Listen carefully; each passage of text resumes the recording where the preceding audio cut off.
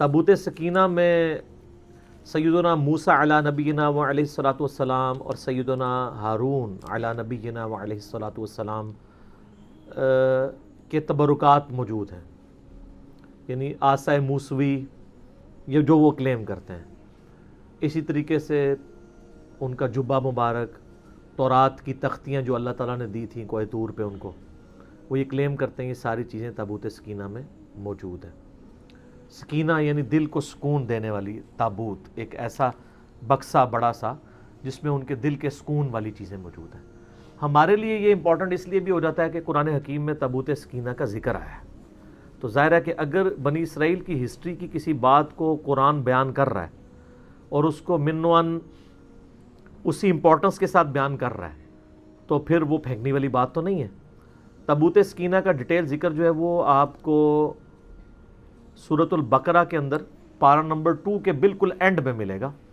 بنی اسرائیل کی ہسٹری کے پوائنٹ آف ویو سے میں آیات آپ کو بتا دیتا ہوں.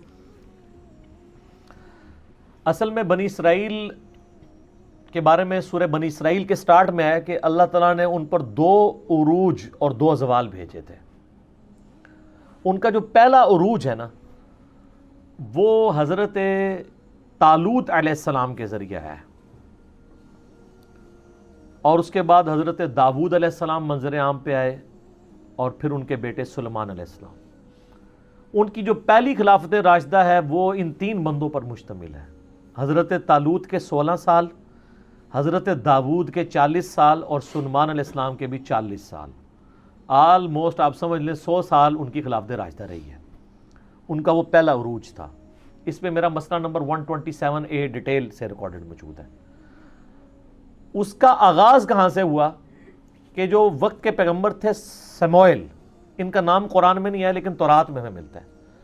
ان کو بنی اسرائیل نے کہا کہ ہم کافروں کے ہاتھوں پٹ رہے ہیں، آپ ہمارے لیے کوئی ایسا سپہ سالار مقرر کریں کہ اس کے نیچے ہم جہاد کریں اور ہم کافروں سے یروشلم اور شام کی حکومت واپس چھینیں. ہمارے آباء و اجداد کا وہ مسکن ہے. یہ پورے کا پورا واقعہ سورۃ البقرہ میں پارہ نمبر 2 کے بالکل آخری 2 صفحے پڑھیں نا، پارہ نمبر 2 کے آخری 2 صفحے جہاں سے تیسرا پارہ شروع ہوتا ہے اس سے پہلے والے، وہ سٹارٹ اس سے ہوتا ہے. اب میں وہ ساری آیات پڑھ کے اگر بیان کروں گا تو آدھا پونا گھنٹہ لگ جائے گا. اصل میں جو چیز ہے وہ تابوت سکینہ والی ہے، وہ میں آپ کو بتا دوں گا. تو پھر حضرت سموئیل علیہ السلام نے ان کے لیے جو ہے وہ طالوت کو مقرر کیا ان کا سپہ سالار. حالانکہ انہوں نے پہلے کہا تھا کہ جب میں سپہ سالار مقرر کروں پھر آپ نے اختلاف نہیں کرنا. وہی ہوا، انہوں نے کہا کہ یہ ایک عام سا آدمی ہے، غریب آدمی ہے، اس کا اونچا سٹیٹس نہیں ہے.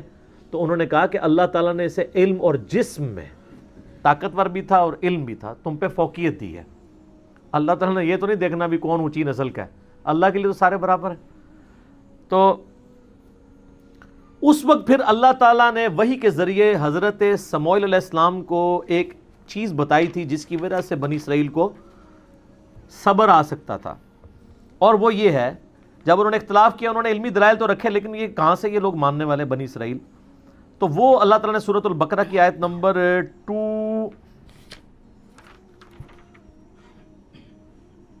233 آن ورڈ نا یہ پورا سلسلہ سٹارٹ ہو رہا ہے. 43 پارہ نمبر 2 کے اینڈ پہ الم تر الی الذین خرجوا من دیارہم وہم الوف. اس کے بعد آگے جا کے آتا ہے وقال لهم نبیہم، اور ان کے پیغمبر نے ان سے کہا، یعنی سموئیل کا نام یہاں پہ نہیں آیا، وہ آپ کو تورات سے ملتا ہے، اولڈ ٹیسٹمنٹ سے. ان اللہ قد بعث لکم طالوت ملکا، کہ بے شک اللہ نے طالوت کو تمہارے لیے بادشاہ مقرر کیا ہے. اچھا، اس سے ملوکیت بھی لوگ ثابت کرتے ہیں. اور بھائی طالوت کو بادشاہ اللہ نے مقرر کیا تھا، بنو امیہ اور بنو عباس کے لوگوں کو اللہ نے نہیں مقرر کیا تھا. وہ تو مسند ابی یعلا میں حدیث ہے صحیح سند کے ساتھ، نبی علیہ السلام نے اپنی وفات سے چند دن پہلے خواب میں دیکھا کہ بنو مروان کے بندر میرے ممبر پر کود رہے ہیں. اور ابو ہریرہ کہتے ہیں پھر آپ علیہ السلام اپنی وفات تک مسکرائے نہیں. ان حکمرانوں کو تو نبی علیہ السلام بندر کہہ کے گئے ہیں. ان کی ملوکیت قرآن سے ثابت کرتے ہیں بھئی یہ اللہ نے بادشاہ مقرر کیا تھا، داؤد کو اللہ نے بادشاہ مقرر کیا تھا. یہ 2 ڈیفرنٹ چیزیں، کیونکہ اسی کی تفسیر میں نا وہ سعودیہ والا جو قرآن ہے نا صلاح الدین یوسف والا، انہوں نے اس میں سے یہ تحریف ہر بندے نے کی ہے تفسیر میں. یہ ذہن میں رکھیے گا، اپنی اپنی نوکری سب نے سیدھی کی ہوئی ہے. اگر بریلویوں نے ڈنڈیاں ماری ہیں تو اہل حدیثوں نے بھی ماری ہیں، دیوبندیوں نے بھی ماری ہیں، شیعہ نے بھی ماری ہیں. ہم نہیں مارتے. کیوں؟ کیونکہ نام ہے بابی، نام ہے بابی، میں ہوں مسلم، علمی کتابی. اچھا جی. قالوا انا یکون لہ الملک علینا ونحن احق بالملک، وہ کہنے لگے یہ ہم پہ کیسے بادشاہت کر سکتا ہے جبکہ ہم زیادہ حقدار ہیں. ولم یؤت سعہ، جبکہ اللہ تعالیٰ نے اسے کوئی وسعت نہیں دی، من المال، مال میں سے. قال ان اللہ اصطفاہ، انہوں نے کہا اللہ نے چنا ہے. یہ بنو امیہ بنو عباس کو اللہ نے نہیں چنا، ان کو اللہ نے چنا ہے. علیکم، تم پر. وزادہ بسطۃ فی العلم والجسم، اور دیکھو اس کو کشادگی دی ہے تم پر علم اور جسم کے ذریعے، طاقتور بھی ہے علم والا بھی، یہ کرائٹیریا. واللہ یؤتی ملکہ من یشاء، اللہ جسے چاہتا ہے اپنا ملک دیتا ہے. واللہ واسع علیم، اللہ تعالیٰ وسعت والا علم والا ہے. وقال لهم نبیہم، پھر ان کے نبی نے ان سے کہا ان آیت ملکہ، بے شک اس کی جو حکمرانی کی نشانی یہ ہے، یعنی یہ اللہ کی طرف سے اللہ کی تائید طالوت کو حاصل ہے، اس کی نشانی یہ ہے این یأتیکم التابوت، کہ تمہارے پاس وہ تابوت آ جائے گا واپس، فیہ سکینہ، جس میں تمہارے لیے دل کا سکون ہے.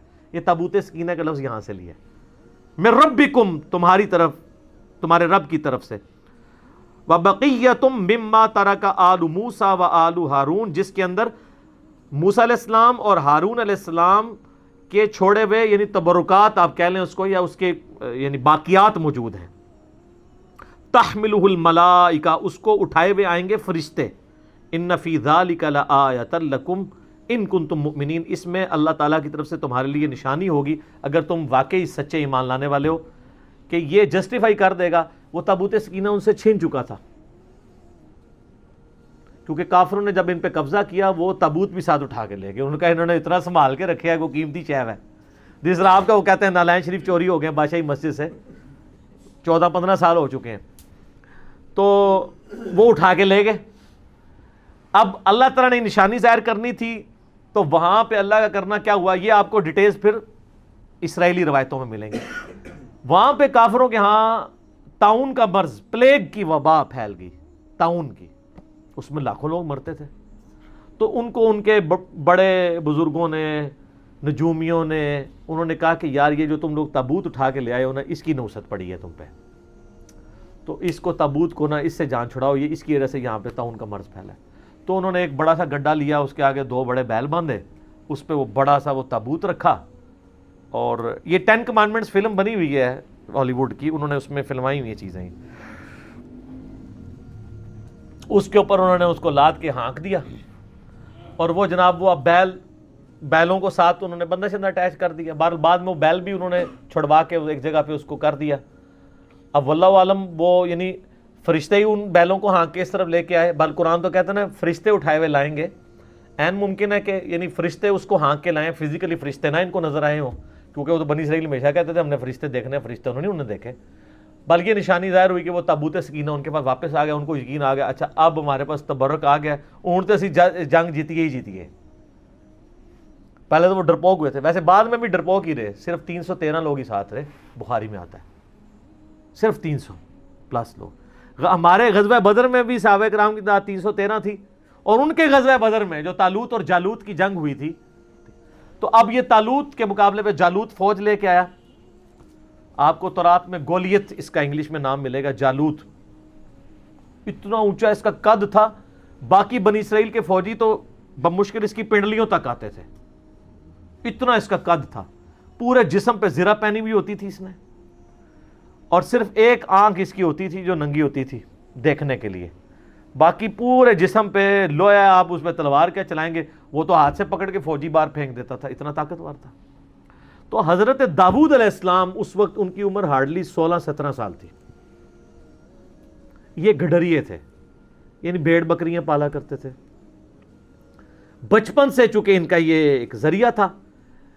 ان کے پاس ایک گوپیا ہوتا تھا. یہ ساری ڈیٹیل آپ کو تورات میں اسرائیلی روایتوں میں ملے گی. گوپیا اس طرح ہوتا تھا کہ جیسے آپ یہ گلیل ہوتی ہے نا، اس میں آپ یوں پھینکتے ہیں.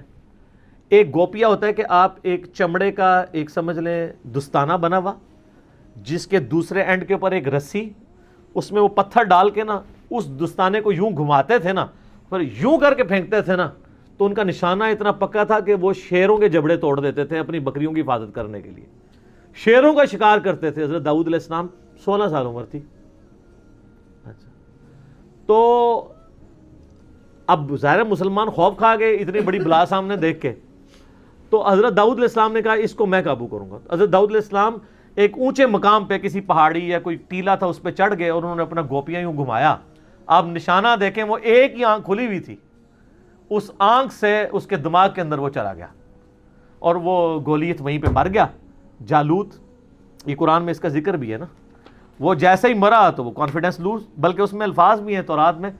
हज़रत दाऊद अलैहिस्सलाम ने कहा इस नामख्तून को मैं देखता हूँ, यानी बनी इसराइल जो है ना, वो जो जेंटाइल्स हैं ना अदर दैन बनी इसराइल, उनको नामख्तून कहते थे। ये खतने नहीं करवाते, हम इब्राहिमी हम खतने करवाते हैं, तो काफरों को नामख्तून कहते थे। कहते मैं इस नामख्तून को देखता हूँ। फिर इसमें अब आप देखें ना, इसमें अल्लाह ताला ने जिक्र भी किया है ना, इन्हीं आयात में आगे चल के आता है कि अल्लाह तबारक व तआला ने किस तरीके से, हाँ, वक़तल दाऊद जालूत, कत्ल कर दिया दाऊद ने जालूत को, व आताहुल्लाहुल मुल्क वल हिकमा, तो अल्लाह ने उनको बादशाहत और हिकमत, व अल्लमहु मिम्मा यशा, और अपने इल्म में से जो चाहा सिखा दिया। यानी फिर हज़रत दाऊद अलैहिस्सलाम मंजर आम पे आ गए। वो तो फिर समझ लें आप मैन ऑफ द मैच करार पाए ना उस पूरी जंग के। तो फिर हज़रत जो तालूत थे, जो आर्मी चीफ थे, उन्होंने अपनी बेटी की शादी कर दी हज़रत दाऊद के साथ। 16 साल तक हज़रत तालूत फिर मुसलमानों के हुक्मरान रहे। जब वो फौत हुए तो उनके सक्सेसर फिर बने हज़रत।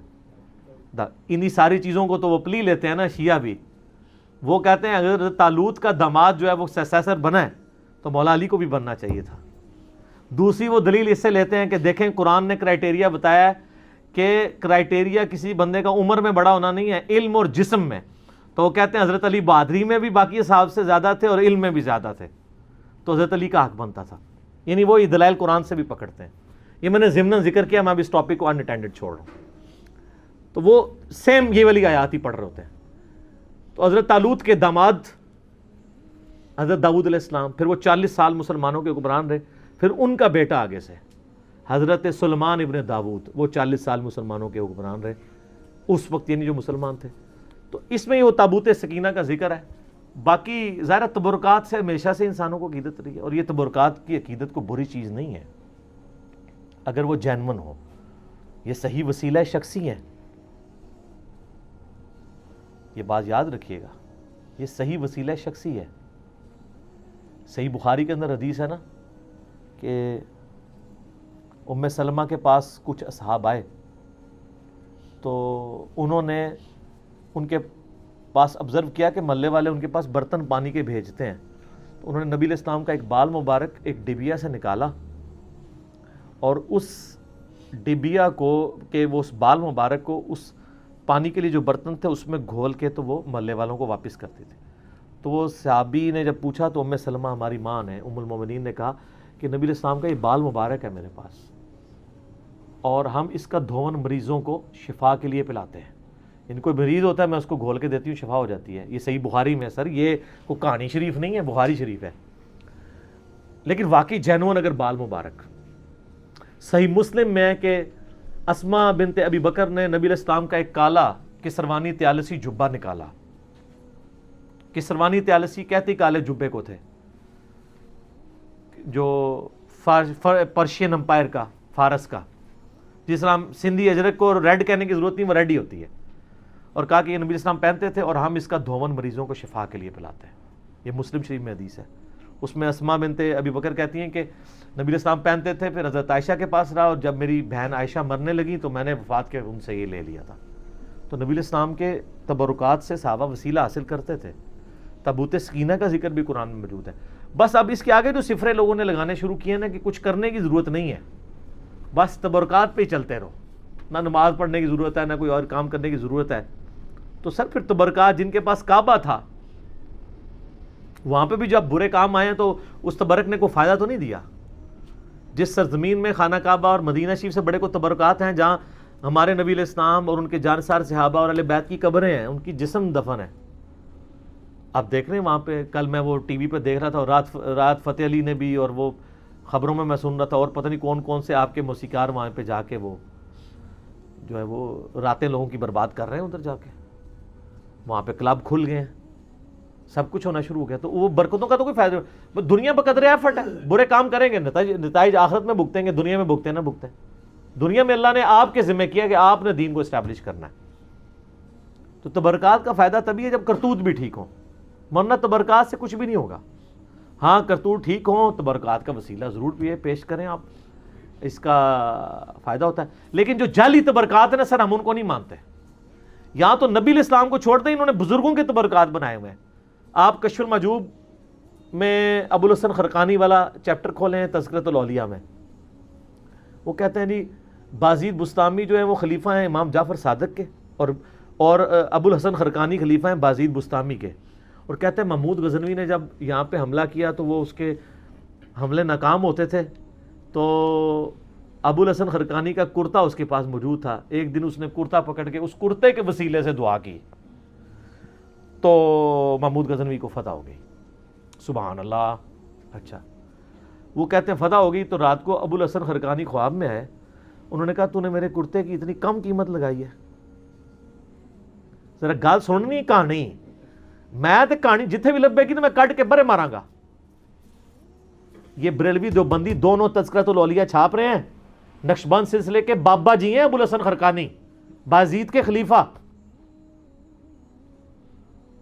تو ان کا حضرت کیسے, ان کا تو اگر یہ کرتا پکڑ کے یہ کہتا نا کہ قیامت تک اس سرزمین پہ کوئی کافر نہ بچے, سارے مسلمان ہو جائیں, تو اس کرتے کی برکت سے سارے مسلمان ہو جاتے ہیں. یار یہ اگر کہانی چلتی تھی تو اسما بنت ابی بکر جو کالا تیالسی جبہ نکال رہی ہیں جو صحیح مسلم میں آتا ہے, تو یہ قادسیہ اور یرموک لڑنے کی صحابہ کو ضرورت کیا تھی؟ قادسیہ میں رسول اللہ کا کرتا لے جاتے اور دعا کرتے, وہ سارے مسلمان ہو جاتے. اگر نبی کے کرتے سے نہیں ہو رہے تو آپ کے بنائے ہوئے جو آپ نے خود نام دے دیے ان بزرگوں کو, ان کے ناموں کے ساتھ تبدیلیاں آ جانی ہیں. وہ جی وہ بازید بستامی جو ہے نا, وہ ہر وقت چہرے پہ نقاب رکھتے تھے, کیونکہ جس گلی سے گزر جائیں لوگ دیکھ کے کلمہ پڑھ لیتے تھے. ہاں اور سارا سی یہ کہانیاں خود سنان دے رہے ہیں. ہاں اچھا, اس کا مطلب وہ لوگوں کو مسلمان مرنا نہیں دیکھنا چاہتے تھے.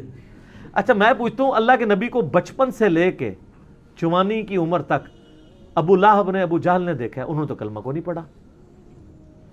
جس بندے کی پرائمری رسپانسبلٹی تھی کلمہ پڑھانے کی, اس کو دیکھ کے تو کلمہ نہیں کسی نے پڑھا. دعوت کا کام ہے نا, دنیا بقدر ایفٹ ہے. وہ جی وہ ایک فلاں بزرگ, یہ تو کئی بزرگوں کے بارے میں, ایک انبڑ بندہ چلا گیا, انہوں نے کہا جی میرے پیچھے نماز پڑھنا, دائیں طرف سلام پھیرا, سارے حافظ ہو گئے, بائیں والے سارے ناظرہ ہو گئے. نبی علیہ السلام نے تو اصحاب صفہ 155 ان کی تیاری کرواتے تھے, آپ بھی کہتے میرے پیچھے نیت کرو, سجے پاسے سارے حافظ, کھبے پاسے سارے ناظرہ. مسند احمد میں آتا ہے غزوہ بدر کے قیدی چھوڑنے کا جو معاوضہ تھا وہ 10 مسلمانوں کو لکھنا پڑھنا سکھانا تھا. تو سجے پاسے سلام, کھبے پاسے سلام کیوں نہیں پھیرا؟ سب کہانی ہے. اور میں دعوے سے کہتا ہوں جن بزرگوں کے بارے میں دعویٰ کر رہے ہیں ان کو خود بھی نماز نہیں صحیح آتی. میں نے کئی لوگوں کی نماز سنی ہے, نماز تجوید کے ساتھ یہ لوگ نہیں جانتے ہیں. میں نے ایک پیر کی نماز سنی, 60 سال عمر, اس کے کئی مرید, السلام علیکہ ایھا النبی وہ پڑھ رہا تھا, بچپن میں یاد کی ہوئی چل رہا ہے. ابھی تو میں وہ عین, ذال, ضاد, حا, خا, وہ اس کے فرق کی تو بات ہی نہیں کر رہا. وہ تو کسی پیر نو آندہ ہی نہیں, نہ وہ کسی مرید نو آندہ ہے. میرے پاس کئی لوگ ہیں ہمارے حضرت صاحب کے بیعت میں نے کہا آپ کے حضرت صاحب مجھے نماز تجوید سے سکھا دینا, نماز تجوید سے سنا دیں جو خود پڑھتے ہیں, اور صبح شام کے نبی علیہ السلام کے اذکار اور فرض نماز کے بعد کے اذکار زبانی نہیں, دیکھ کے پڑھ کے بتا دیں. اٹکنا نہیں ہے. ترجمہ تو میں نے نہیں سننا, ترجمہ تو بالکل ہی نہیں آتا ہوگا. ویسے تو ترجمہ بھی سننا چاہیے کیونکہ ان کا تو دعویٰ ہے کہ ہم رسول اللہ تک پہنچے ہوئے ہیں, تو ان کو پتا ہوگا یہ کیا دعائیں مانگ رہے ہیں. یہ عربی نہیں صحیح پڑھ سکتے, پرونونس نہیں کر سکتے. میں ترجمے والی بات ہی نہیں کرتا, ترجمے والا مسئلہ کوئی اتنا بڑا نہیں ہے. اتنی عربی ایک مسلمان کو سیکھنی چاہیے, پرونونس صحیح کر سکے. مطلب تو ظاہر علماء نے اتنی محنت کی ہے, آپ جتنی مرضی کر لیں. ایک بریلوی جتنا بڑا مرضی عالم ہو وہ یہ دعویٰ کر سکتا ہے کہ میں قرآن کا ترجمہ احمد صاحب بریلوی سے بہتر کر سکتا ہوں, بتائیں. تو پھر ٹھیک ہے, احمد صاحب بریلوی نے ترجمہ کیا, آپ پڑھیں. مجھے کہتے ہیں لوگوں کو جو ہے عربی سیکھنے سے روکتا ہے, میں کب روکتا ہوں؟ میں کہتا ہوں عربی ضرور سیکھیں, لیکن الٹیمیٹلی جب آپ عربی سیکھ کے ترجمہ کریں گے بھی نا, آپ کے ترجمے کو کسی نے نہیں ماننا. تو آپ دوبارہ سے ویل انوینٹ نہ کریں، پہیہ ایجاد نہ کریں، پہیے بک رہے ہیں آپ لیں. کوئی دو بندی بڑے سے بڑا مفتی آج کا جرت کرے گا کہ میرا ترجمہ اشرف علی تھانوی سے بہتر ہے، تو آپ اشرف تھانوی صاحب کا ترجمہ اردو والا لیں اور پڑھیں، اس پہ عمل کریں. ہم تو کہتے ہیں علماء سے ہی پوچھ کے چلیں. ہم کب کہتے ہیں اپنے ترجمے خود کریں؟ یہی پلیٹ فارم ہے جو واحد پلیٹ فارم ہے جو کہتا ہے بریلوی ہو تو حمزہ بریلوی کا ترجمہ پڑھ لو، دیوبندی ہو تو چلو اپنے اشرف تھانوی کا پڑھ لو، اہل حدیث ہو تو جناح گھڑی کا پڑھ لو، شیعہ ہو تو سید فرمان علی شاہ صاحب کا پڑھ لو، اور اگر سادہ سے مسلمان ہو مودودی صاحب کا پڑھ لو، فتح محمد جلندری کا پڑھ لو، اور پڑھو صحیح. ٹھیک ہو گیا. نیکسٹ کوسچن ہے، کیتھولک کرسچنز کے پوپ کی جانب سے ہر سال 31 اکتوبر کے دن ہیلووین کے نام سے ایک فیسٹیول منایا جاتا ہے جسے کئی ایک مسلمان بھی سیلیبریٹ کرتے ہیں. حالانکہ اس کے پیچھے کرسچنز کا مذہبی عقیدہ کا فرما ہے کہ اس دن جنات اترتے ہیں اس دنیا پر. پلیز اس حوالے سے رہنمائی فرمائیں. رہنمائی یہ ہے کہ یہ ہیلوئین مسلمانوں میں دوسری شکل میں موجود ہے. آپ کا جب کوئی مردہ مر جاتا ہے انڈیا پاکستان بنگلہ دیش کے اندر، تو یہ جو آپ جمعراتیں بھجوا رہے ہوتے ہیں مولویوں کو اور شبراتیں منا رہے ہوتے ہیں، تو یہ مسلمانوں کا ہیلوئین ہوتا ہے نا. وہ کیا کہتے ہیں، روحیں آتی ہیں گھر میں باقاعدہ، یعنی اس کے اوپر ڈرامے بنے ہوئے ہیں. کہتے ہیں کبوتر کی شکل میں روح آ گئی، کبھی کسی شکل میں آ گئی. اور شیعہ کے ہاں تک یہ بہت زیادہ رواج ہے، اہل سنت میں کم ہے لیکن شیعہ میں بہت زیادہ ہے. وہ کہتے ہیں آتی ہے. تو ہیلوئین تو ادھر بھی چل رہا ہے، لیکن ظاہر ہے کہ اس ہیلوئین کو میں اس کے ساتھ کمپیئر نہیں کروں گا، وہ تو بالکل شرکی عقیدہ ہے. اس کو ہم زیادہ بدعت کہیں گے جو مسلمانوں کے یہاں پایا جاتا ہے. ان کا تو باقاعدہ یعنی یہ عقیدہ ہے کہ آسمان سے جنات اترتے ہیں، وہ شیاطین کی مدد حاصل کرتے ہیں. وہ کہتے ہیں بری روحیں بھی، مختلف اس کے فارمیٹس ایگزسٹ کرتے ہیں. وہ کہتے ہیں جی بری روحیں بھی اترتی ہیں اس دن، اچھی روحیں بھی مرے ہوئے لوگوں کی وہ اپنے گھروں میں آتی ہیں. اور کہتے ہیں وہ بری روحیں جو ہیں ان سے خطرہ ہوتا ہے، تو اس کے لیے وہ کدو استعمال کرتے ہیں. کدوؤں کو نا وہ اندر سے ہالو کر کے نا اس کے اندر وہ شمع روشن کرتے ہیں. آپ یہ ہیلوئین لکھیں نا جا کے اس پہ یوٹیوب پہ، تو آپ کو ویڈیوز بھی مل جائیں گی اور گوگل پہ تصویریں بھی امیجز کے اندر جا کے مل جائیں گی. تو وہ اپنے گھروں کے جو لانز ہیں اس کے اندر رکھ دیتے ہیں رات کے وقت، کہ اگر کوئی وہ بڑی ڈرونی شکلیں بنا کے، اسی سے انہوں نے وہ ماسک بھی ڈرونے پہن کے، اب ہاں وہ کاسٹیومز وہ انہوں نے، اب وہ اس کی ماڈرن فارم آ چکی ہے. اب تو خیر اس کے پیچھے عقیدہ رہا ہے یا نہیں رہا، اب وہ ایک خوشی کا ایک ذریعہ انہوں نے بنایا ہے. ورنہ اگر آپ اس کی بنیاد دیکھیں کچھ اور تھی، کرتے کرتے یہاں تک پہنچ چکی ہے.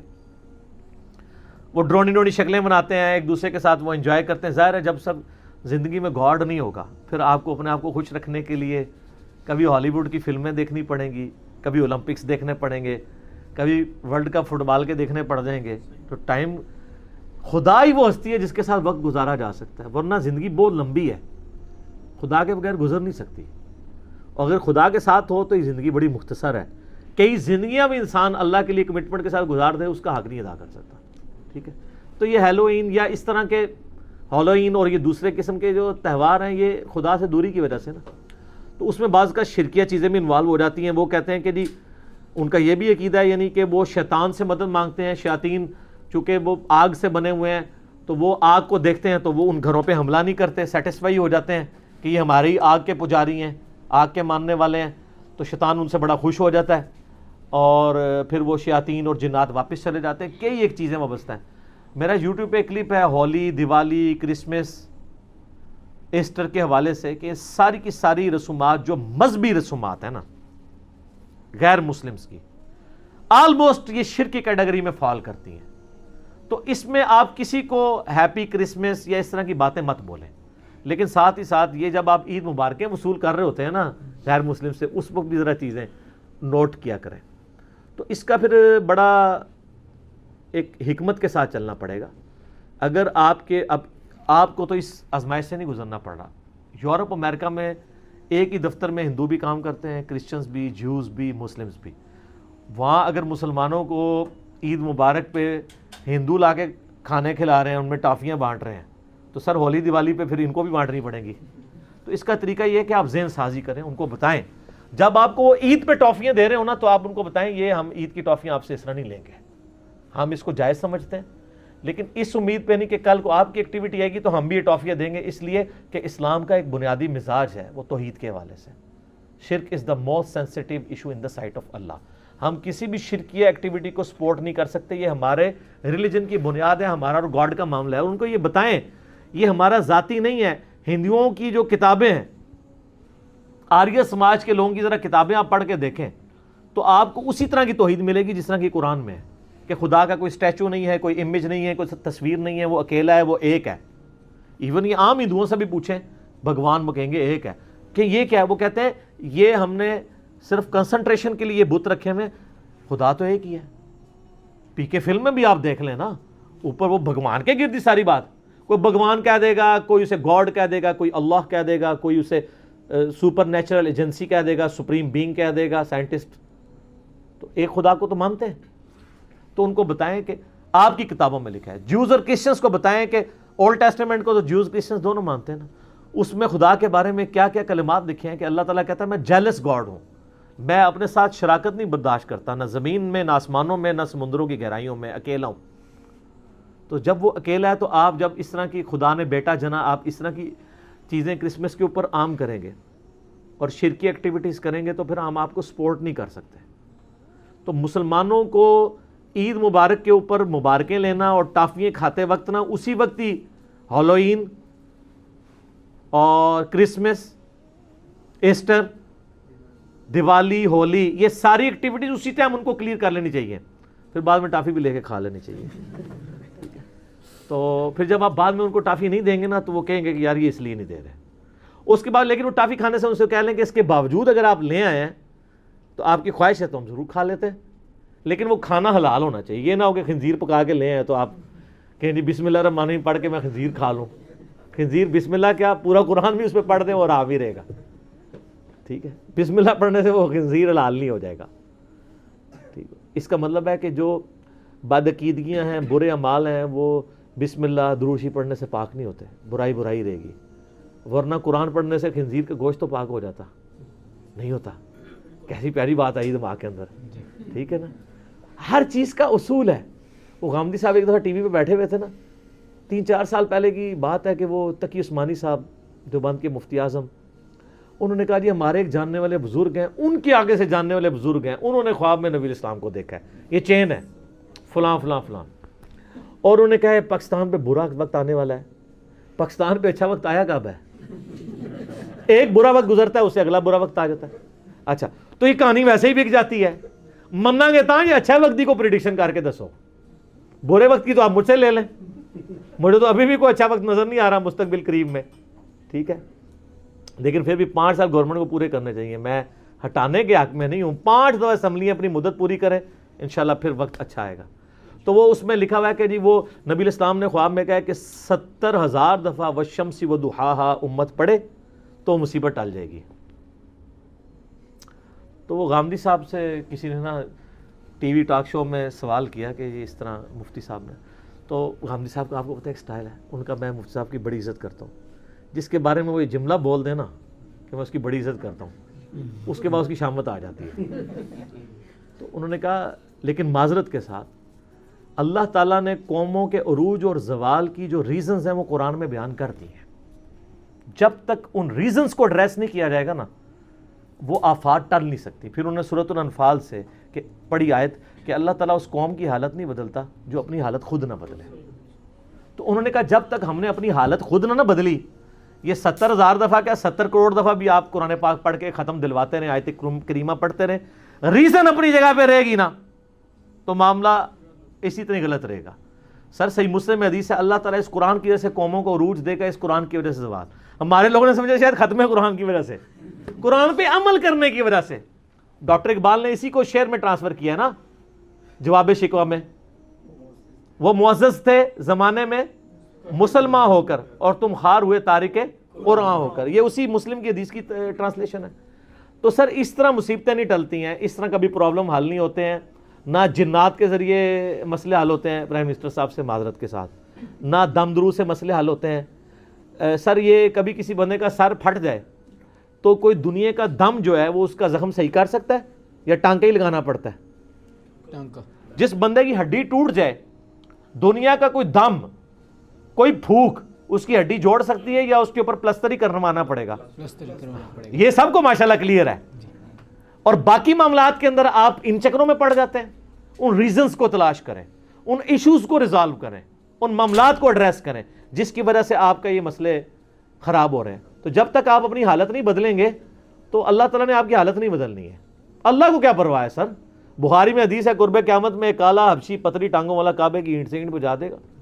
وہ ایک دفعہ ابراہ کے لشکر کو اللہ نے کیا ہے, اس کے بعد یزید کے دور میں بھی خانہ کعبے کے اوپر چڑھائی ہوئی ہے, اللہ نے کچھ نہیں کیا.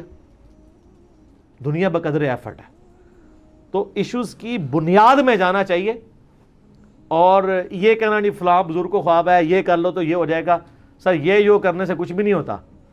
جو اس کی ریزن ہے نا, آپ کی بزرگ کی اگر گاڑی پنکچر ہو جائے تو اسے کسی دربار پہ لے کے جائیں گے یا کسی پنکچر لگانے والے کے پاس؟